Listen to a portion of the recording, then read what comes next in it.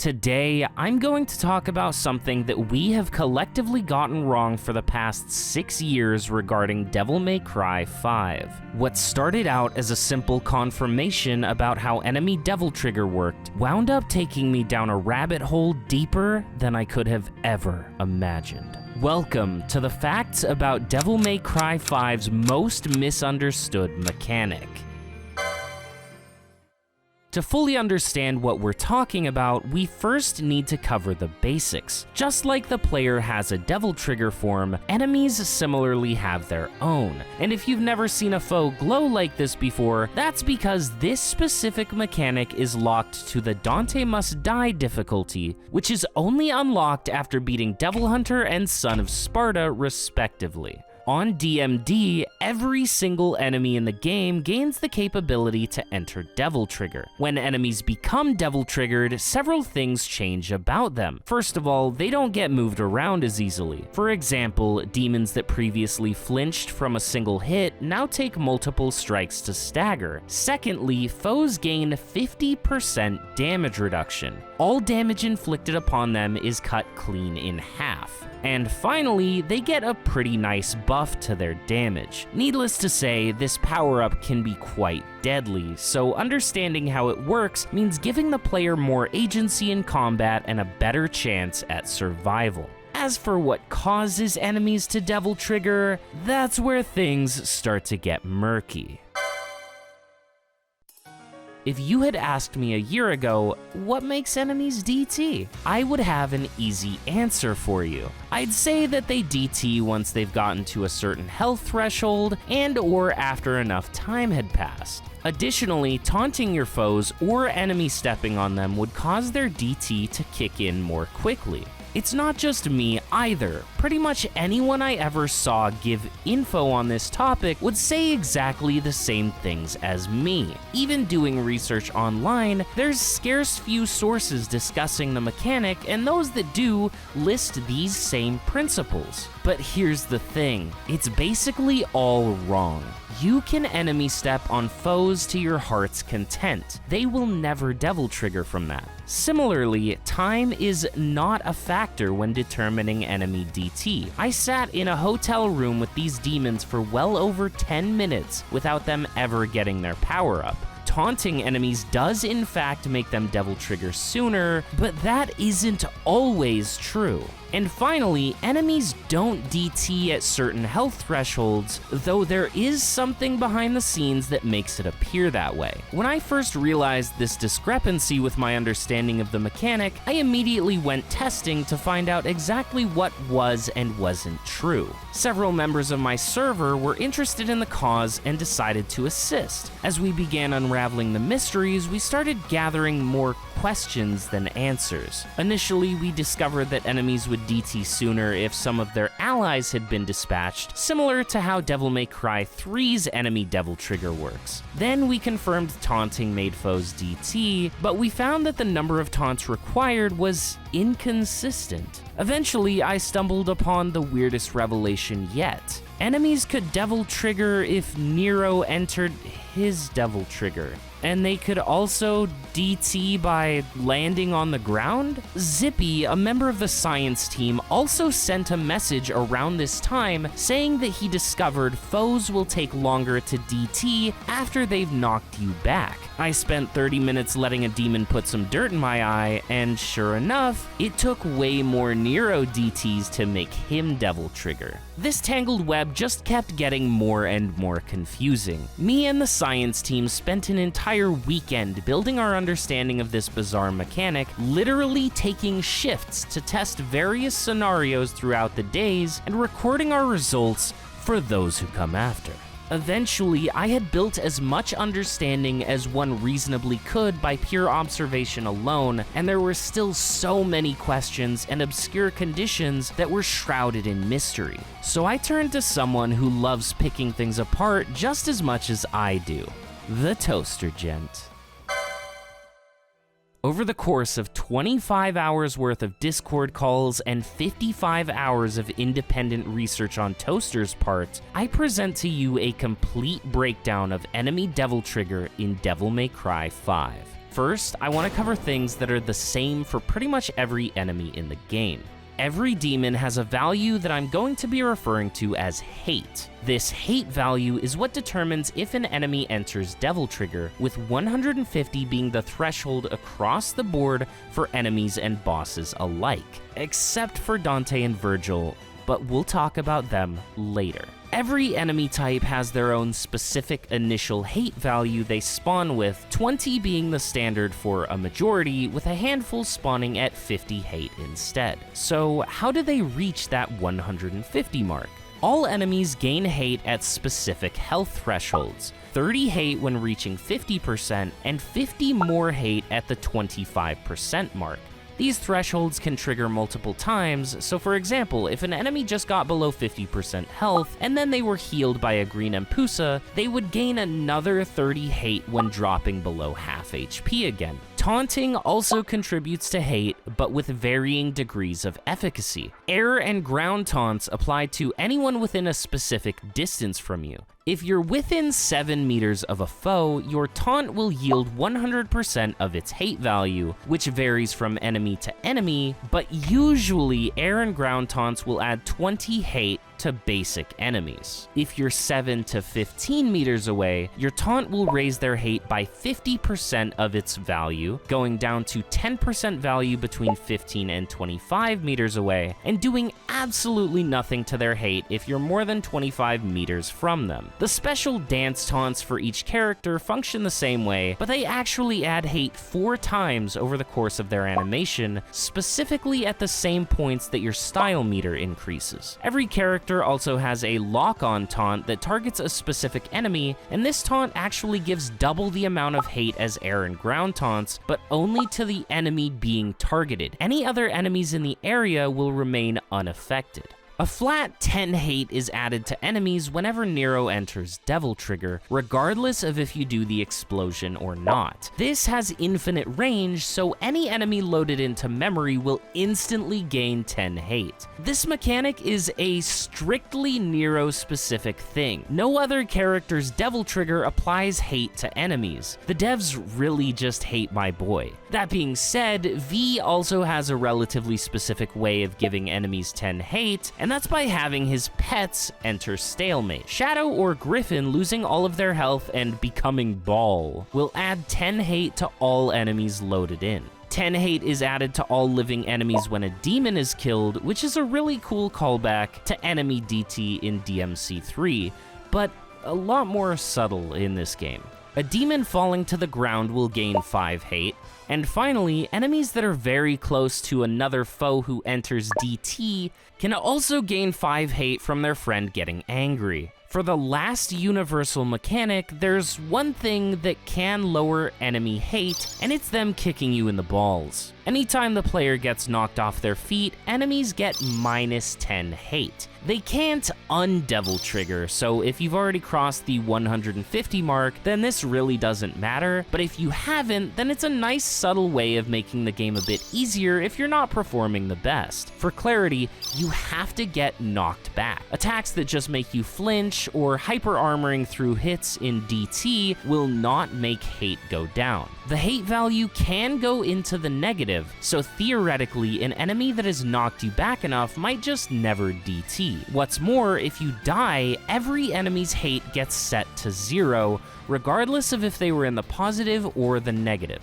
So resetting an enemy's hate by using a gold orb is a viable strategy. As a final addendum to all of the values I just discussed, they have a multiplier affecting them that's based on your current style rank. At E or D rank, enemies actually gain 20% less hate from any of the sources I just covered. C and B rank have a 100% multiplier, meaning that their base amount is applied. A rank gives all hate a 10% increase, and S through SS provides a 20% hate gain multiplier. Basically, the better you're doing, the sooner they'll DT. Something to keep in mind is that when I talk about how much hate enemies spawn with, either 20 or 50, that is their base value on DMD, but it's not so clean cut. In fact, the mission that you're playing can affect their initial spawn value.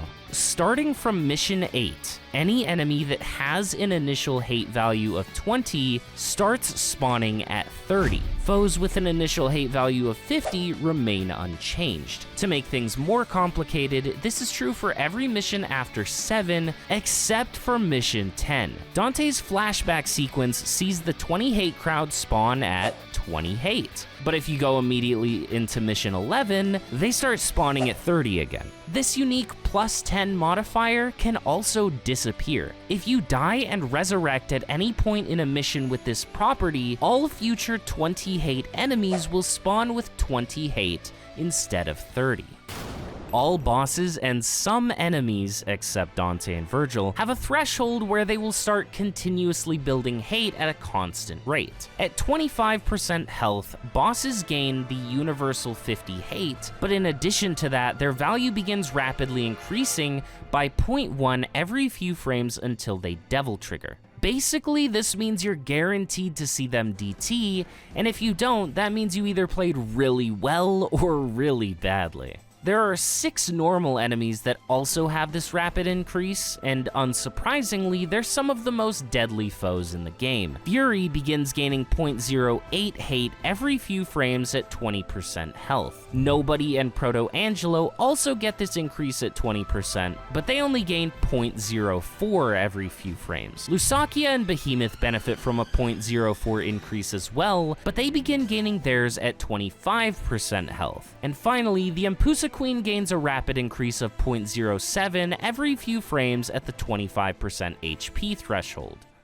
Let's talk about Fury and his cousins Riot and Chaos. The Fury spawns at 20 hate, but his scaly brethren both enter the scene with 50. Fury gains the standard amount of hate from provocations, which is 20 from air and ground taunts and 40 from lock-on, but Riot and Chaos gain triple that amount, 60 from air and ground taunts and 120 from a lock-on taunt. They really do not like being toyed with. Neither of them have the rapid increase trait that the Fury does, but the Riot in particular has some special stuff that no other enemy in the game has. After taking 240 damage, which is 20% of its health by the way, Riot instantly gains 120 hate. If you do the math, 120 plus the 50 it spawns with means it handily passes the DT threshold. In the same vein, Riots are the only enemy that also have an additional way to decrease their hate. By parrying this specific claw attack, you can reduce a Riot's hate total by 100 points. Remember, hate values can go into the negative, so you could do this multiple times if you really don't want to see those lizards glow. But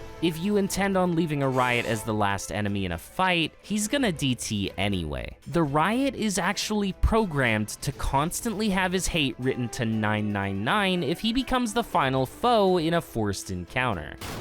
An interesting correlation with the Proto-Angelo is that he enters his red phase, dubbed Saucy Mode by my research partner, at 700 HP or 20%, which is the same time that his rapid DT increase begins. Scudo-Angelos are about as bog standard as you can get, gaining the average hate amount from all the normal sources. The thing that makes them unique is the shield they carry. Breaking it will instantly cause the Scudo to devil trigger no matter what. This is the only forced DT in the game that doesn't use the hate value. What I mean by that is it doesn't actually gain any hate from having its shield broken. It quite literally just devil triggers anyway.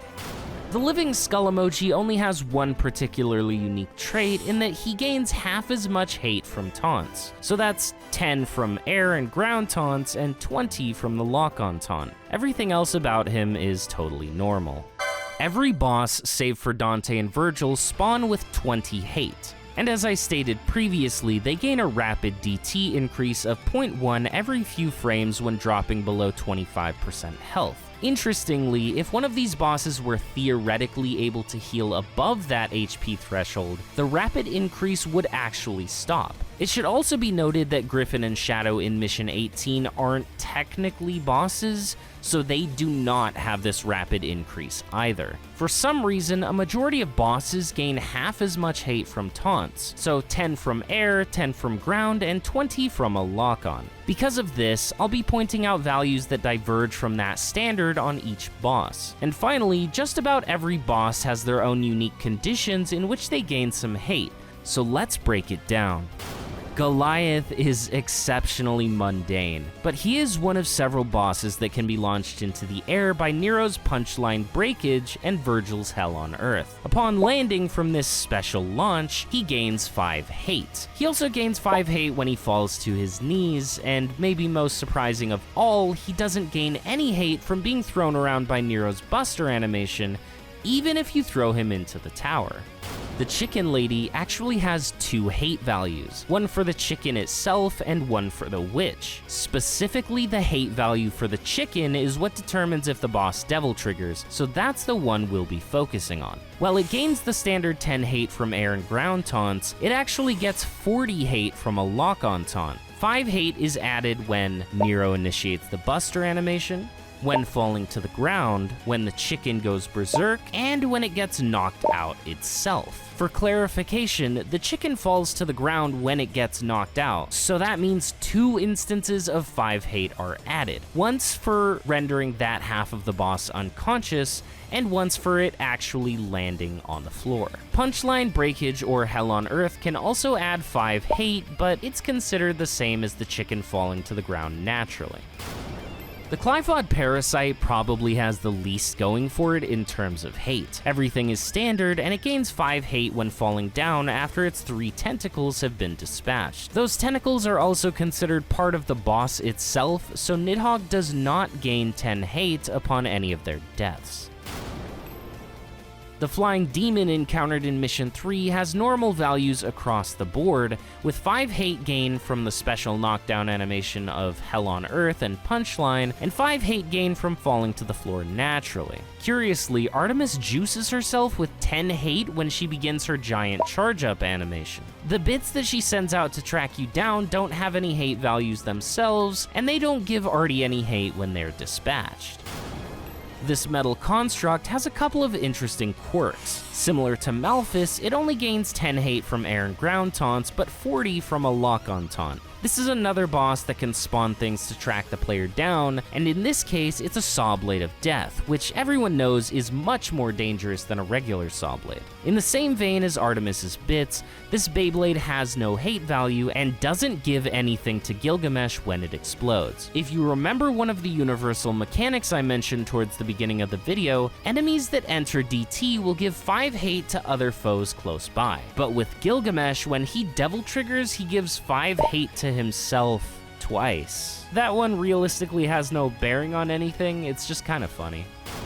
Garyan Knight, like Malphus, is considered 2 separate entities, and therefore has 2 distinct hate values, but only the horse's hate is considered when determining the boss's devil trigger. In particular, and unlike Malphus, you can actually desync Cavalier and Garyan's hate values with an air taunt, due to the proximity factor of taunting. In theory, this trick could be useful because you could gain the full amount of player DT from having Cavalier within the 100% effective range, but only raise the horse's hate by half of what you would otherwise have to give it. That being said, this boss's taunt values are a little all over the place. The horse gains 20 hate from an air taunt, 10 from a ground taunt, and 40 from a lock-on taunt. And just as a fun aside, if Garyan Knight could enter DT next to other enemies, it would provide 2 instances of 5 hate to each demon in the vicinity. While we're here, let's also cover Cavalier Angelo by himself.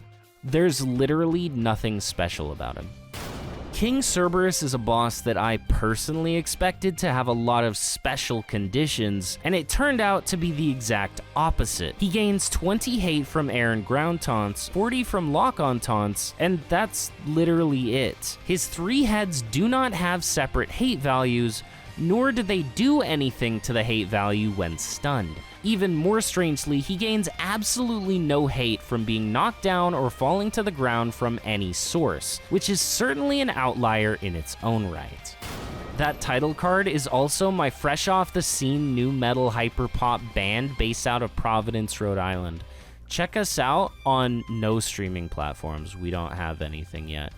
As I mentioned before, Griffin and Shadow are not considered bosses, but Nightmare is, so he does have a rapid increase trait when falling below 25% health. Since his boss arena also has healing pools he can take advantage of, this is the one boss that can actually utilize the fact that hate gain at health thresholds trigger multiple times. Basically, you could knock him below 50% health, giving him 30 hate, then he could heal up and gain another 30 hate once you get him below 50% again. The bird and cat function identically to each other, having standard normal enemy taunt values and gaining 5 hate when being put into ball form. What's interesting with them is something I'll touch on more later, but essentially when they spawn, they immediately gain 50 hate, essentially bumping them up to 80 hate at the start of the fight. Since the Garbage God is encountered the most throughout the game and has 3 different forms, we're going to break down each one. For Urizen 1, we believe he has normal boss taunt values, but we couldn't actually find a location to give us a 100% effective taunt, so that one is a little iffy. Breaking the trend of boss's rapid hate increase at 25% health, Urizen starts his at 2400 HP, which is actually 40% of his health. But that's only in the prologue because you can't actually reduce his health bar in Mission 8. So I guess to substitute for that, in his Mission 8 variation, he gains a flat 150 hate as soon as his crystal reaches 25% health. Urizen 2, or Standing Urizen, is a much more normal looking boss based on his hate gain stats. The version fought at the end of Mission 8 and 12 has nothing special about him, gaining the Sparta standard hate values from taunts. In contrast, and keeping in the tradition of not being able to get full taunt effects, Urizen 3 gains 20 from air and ground taunts and 40 from a lock-on taunt. However, he is so tall that you will never be able to get the full effect from a ground or lock-on taunt. Dante and Virgil both work similar to a player in that they have an actual devil trigger value, not a hate value. Just like the player, it caps out at 10,000, and the bosses generally do require at least 3,000 DT in order to transform. It even subtracts the initial transformation tax of 1,500, just like it does for the player. All that being said, Dante and Virgil cheat, so let's dig in. The Devil in a Blue Coat begins his Mission 19 encounter at full DT, but he will only ever enter it after his phase transition at 60% health. Once he transforms, his DT meter loses the initial 1,500 and then begins draining from 8,500 all the way to 0. Nothing you do can lower his DT any faster, so it's purely on a timer. That being said, he does have a bizarre way of increasing his meter. If you get hit by a Judgment Cut or a Summoned Sword, Virgil gains 1 DT, 1 singular point of Devil Trigger. To put that into perspective, for that to ever be meaningful enough to keep him in DT longer than normal, you would have to get hit by those things dozens if not hundreds of times during his Devil Trigger phase. And if you're getting hit that much, you're probably just dead anyway. During his first scripted transformation at 60% health, once his DT hits 0, he begins his Dive Bomb attack. In phase 3, when his DT reaches 0, he is scripted to begin his final rush sequence. Now, this is where the cheating starts. The moment Virgil reverts to human form, his Devil Trigger value is immediately refilled back to 10,000. So basically, it only exists to serve as a timer while he's in DT, and otherwise just sits at the maximum value. Papa Verge functions quite a bit differently in Mission 20. He still enters DT at 60% health, but he never leaves it. Internally, his DT value loses the initial 1,500, but that's it. It doesn't drain like it does in Mission 19. Even if you manually adjust the value to 0, Virgil will not exit his demonic form. The only thing that forces him back to human form is Nero dying, and just like in the previous encounter, as soon as he leaves DT, his internal value is immediately written back up to max. This results in Virgil instantly Devil Triggering again if you resurrect after being defeated. Lucid. The man in the red plays by the rules a lot more than his brother does, at least in his first encounter. When entering DT, it drains more quickly than Virgil's, and he just leaves when it hits 0. Dante doesn't have any special attacks tied to it or anything like that, and upon reverting to human form, his DT value stays at 0. Dante gains 1 point for every hit he lands on the player, but he also gains a large chunk every time he's damaged by the player. Just like his brother, he requires 3,000 to transform, but honestly, you'll end up giving him that amount in like one combo, so it doesn't really matter. Mission 20's Dante encounter completely disregards everything about his internal meter. Rather than checking it for any reason, Dante just enters DT and SDT for specific scripted attacks. When this happens, his DT value does become 0 afterward, but he can transform when it's at 0 regardless. With all the specifics covered, there are a few extra things to discuss that in our research we became aware of, but didn't test exhaustively to get specific values for every case. In various required encounters throughout the campaign, certain enemies are given distinct hate value boosts upon spawning. Some of the instances we are aware of include the non-spawner Riot in the second to last encounter of Mission 7, and the Fury in the first encounter of Mission 8. For the Riot, he spawns at 70 hate and is instantly given 50 more. The Mission 8 Fury spawns with his normal hate value, but is then immediately granted 50 extra hate. I mentioned how Shadow and Griffin each gain 50 hate upon spawning in Mission 18 as well, and we believe this increase is similar to what is happening to the Fury and Riot. This spontaneous 50 hate boost applied to these enemies is affected by your style rank multiplier, so it could be more or less depending on the situation. We did not go through every encounter in the game to see which specific enemies gain what specific increases at any given time, so just know that sometimes foes are gonna DT sooner than you might expect. This one is genuinely a bit of an enigma. I had this crazy idea very late into our testing, and it turned out to hold water. I'm gonna roll the tape and then we'll talk about it. What if she takes more damage when she's staggered, or more hate when she's staggered and then taunted? Oh, there's no way. No, that's such a weird case. All right, okay. Now taunt. No, it's late. I was too late. Oh man, if this says 20, I'm gonna shoot. Oh my god! No! Oh my god! No! You're kidding. I fucking hate you. You piece of shit. I'm so fucking sorry. I can't believe you did this. I am so sorry. Normal / staggered is what I'm gonna call it. Yeah. You just had to open your big fat fucking mouth. Listen, I'm just the idea guy, okay? Oh my god. Did not have to test a lock-on and an airtime. Oh, fucking shit. And also, other bosses when they're down. Oh my god. Like, Artemis already takes normal. So what about when Artemis is on the ground? Does she take double? Or what? I don't know. What if? I don't know. What if I blew my brains out right now, right here? I don't know. Like, there's so many things to test, you know what I'm saying? Yeah, I know. So, enemies being in different states of knockdown or stagger affect the hate they gain from taunts. Keep in mind, we did not test this for every single enemy, so I will only be covering the handful of bosses and enemies that we did test this on. As a refresher, Cavalier Angelo normally gains 10 hate from ground and air taunts, and 20 hate from a lock-on taunt. When staggered backwards, he gains twice as much hate from ground and air taunts, with the lock-on taunt remaining normal at 20 hate.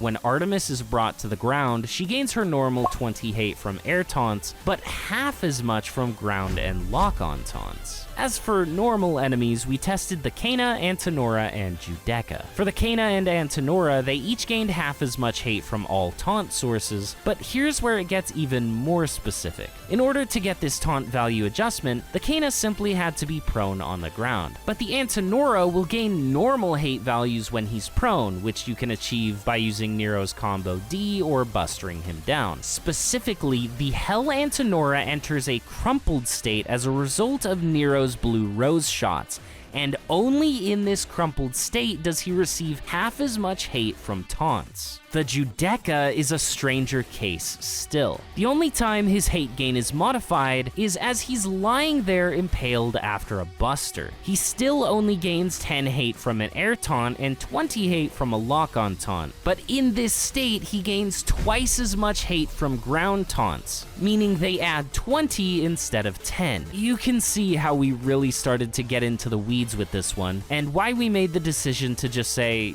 yeah, we know this is a thing, but we didn't fully test every single enemy. And the rest is silence.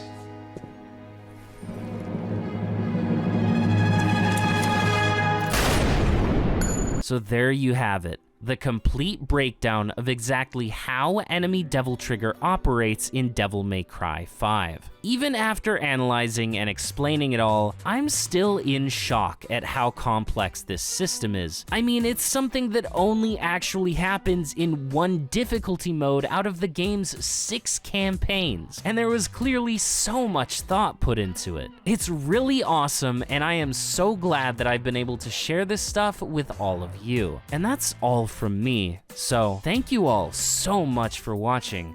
I hope you had a chance to laugh and smile today, and I'll catch you guys in the next one. Sayonara.